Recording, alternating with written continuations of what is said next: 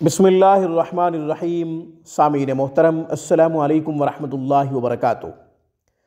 سامعین کرام، آج کی ویڈیو میں خاتمہ بالخیر کا ایک خوبصورت عمل، مرتے ہوئے کلمہ نصیب ہو، ایسی پیاری قرآنی دعا آپ کی خدمت میں پیش کرنے کی سعادت حاصل کر رہا ہوں۔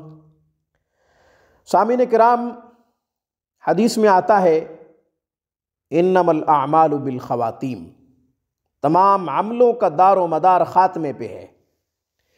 جس کا خاتمہ اچھا ہو گیا وہ کامیاب ہو گیا، اس کی قبر بھی اچھی، اس کی آخرت بھی اچھی، وہ اللہ کے ہاں سرخرو ہو گیا، وہ اللہ کی رضا کا پروانہ لے کے دنیا سے چلا گیا۔ جس کا خاتمہ بالخیر ہوا وہ سیدھا جنت میں چلا گیا۔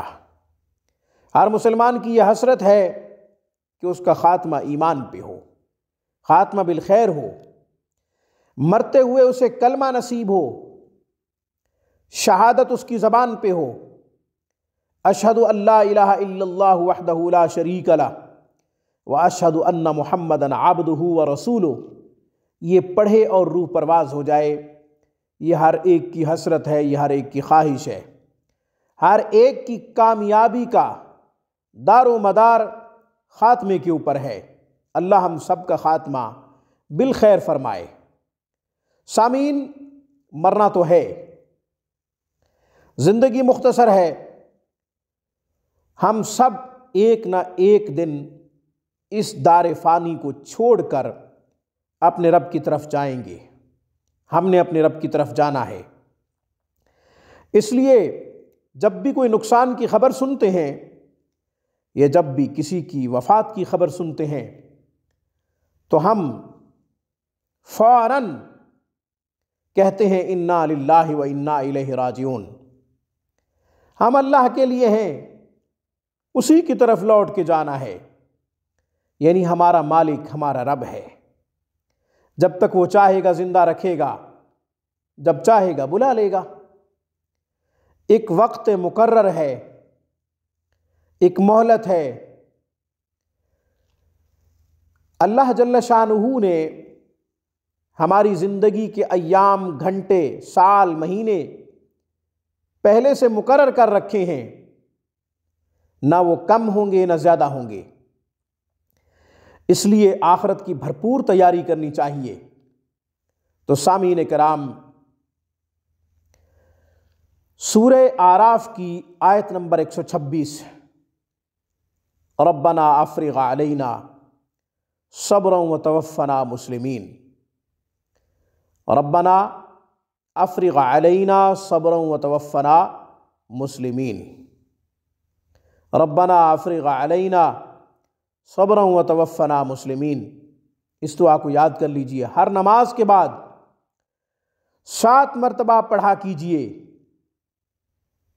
انشاءاللہ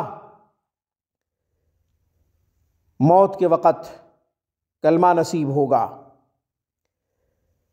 اسلام پہ موت آئے گی، ایمان پہ موت آئے گی۔